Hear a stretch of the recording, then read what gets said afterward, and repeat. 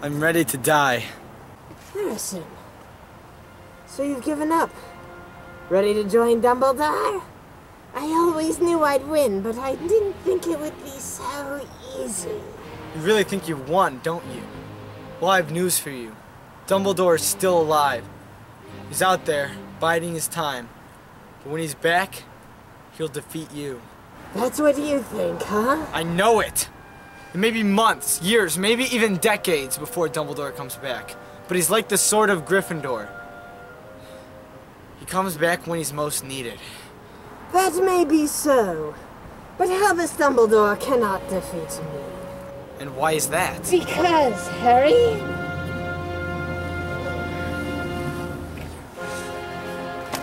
I am Albus Dumbledore. But... I thought... But where's Voldemort? There never was a Voldemort, Harry. Just me. But I saw Tom Riddle make the horcruxes and become Voldemort. In your pensieve. And you never thought it was strange that every memory you saw of Tom Riddle was in my pensieve? Never occurred to you that I might have forged the memories? Made the whole thing up? But the horcrux! Tom Riddle's diary! Horcrux! Is that all you ever talk about? Yes, I made a fake diary and gave it to Lucius Malfoy so he'd spread the word that Tom Riddle was Lord Voldemort. Godric knows why I gave it to Ginny. But it hardly matters. The diary was never a horcrux anyway. I made up the whole horcrux story as a wild goose chase to get you out of the castle while my Death Eaters came to power. But the ring, the locket, the cup! Nothing special about them at all. All this time there was only ever one real horcrux. You. Yes, Harry, isn't it nice to know that all this time the only person standing between me and my death was you? If you had died, my life would have been in jeopardy.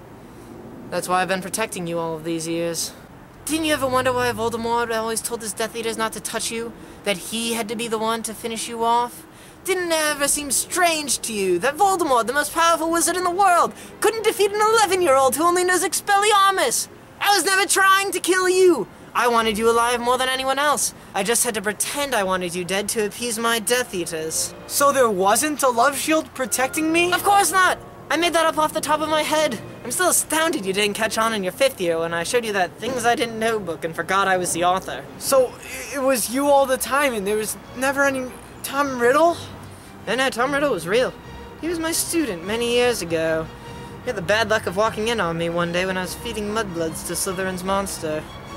Yes, I knew he was an orphan, no family or anything, so I fed him to the monster too. Then I told everyone that Tom Riddle was the heir of Slytherin who had been feeding mudbloods to the Basilolrus. But you're Dumbledore! You're one of the most compassionate, caring men I ever knew! What can I say? I'll do anything for power. I can't believe it! You can't be the man that killed my parents! There has to be something you're not telling me! There has to be a plan or something! How can you be you-know-who? Doubtless you've heard of my old friend Gellert Grindelwald. We became fast friends, he and I, for we both knew that the world would be a better place if giants, house elves, muggles, and everyone else were ruled by pure-blooded wizards. We were going to lead the way. Unfortunately, if I ran for Minister of Magic, somebody would have gone digging and found out about my sister's death.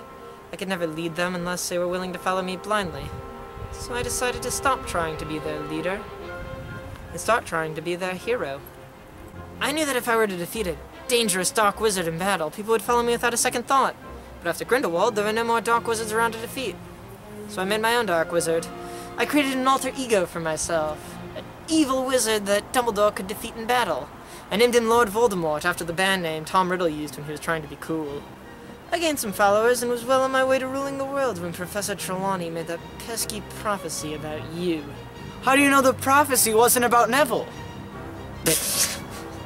No, but seriously. Your parents were already in hiding, so with Wormtail's help, I broke into their house and killed your dad. And then when I killed your mom, the circumstances must have been just right. Because she was totally focused on you when she died, you became my horcrux. I realized how useful a horcrux would be, so I let you live.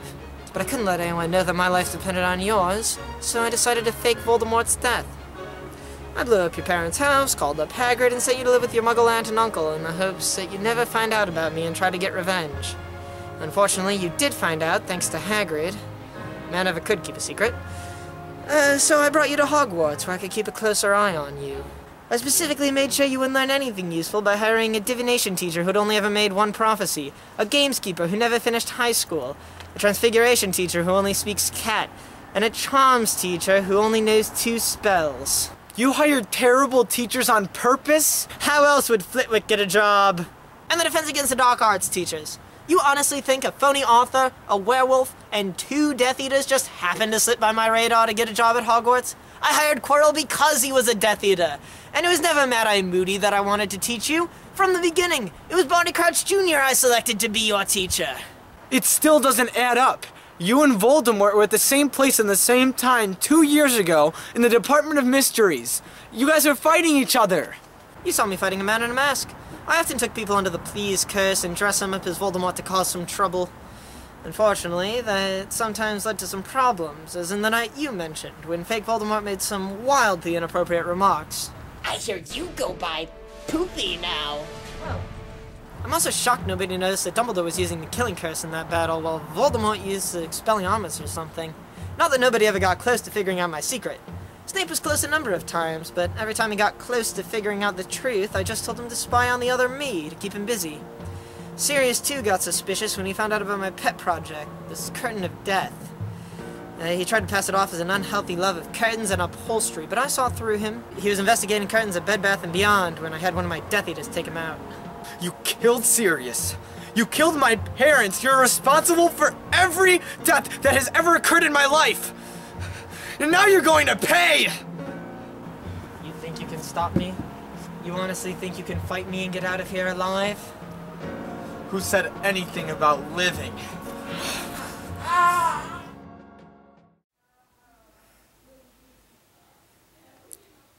Dumbledore? Voldemort! Oh!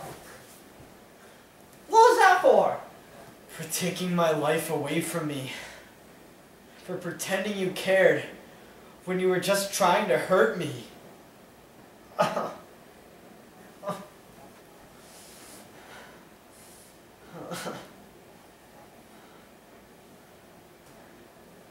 I dead? Not yet. You still have a long ways to go. What do I do now? Just keep trying. You're not alone in this. Everyone who loves you is here rooting for you. Just got a little bit left to go.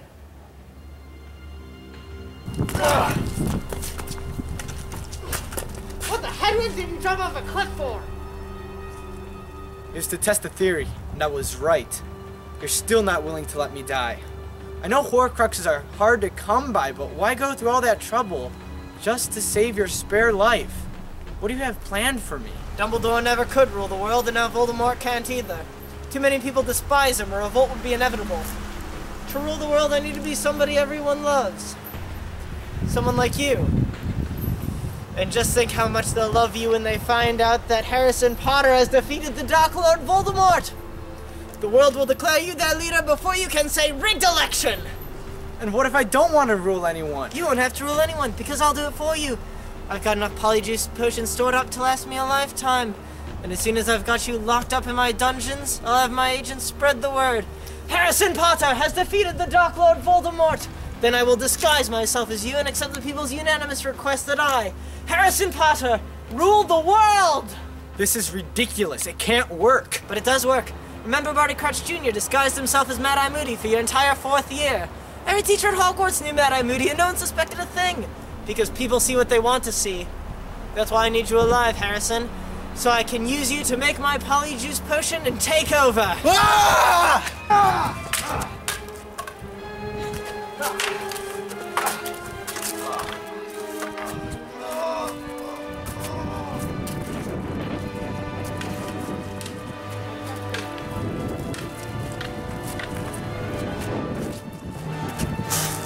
So, it's down to you and me. The only 2 gay characters in the series. I'm not gay. What? I'm not gay. But I thought you spent 10 years of your life in the closet. It was a cupboard.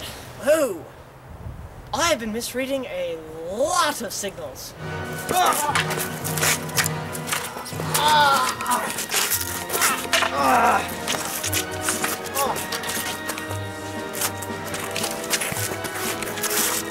So you're not dating Ron?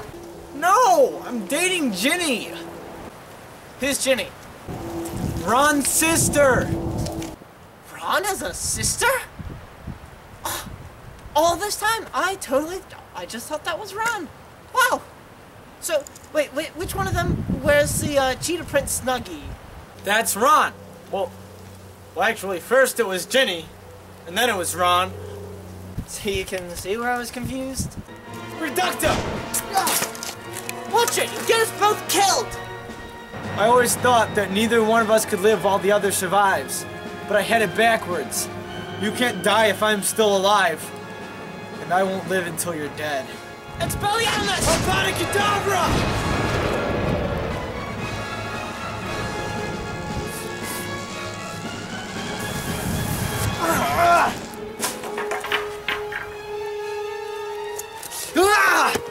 No! Watch it!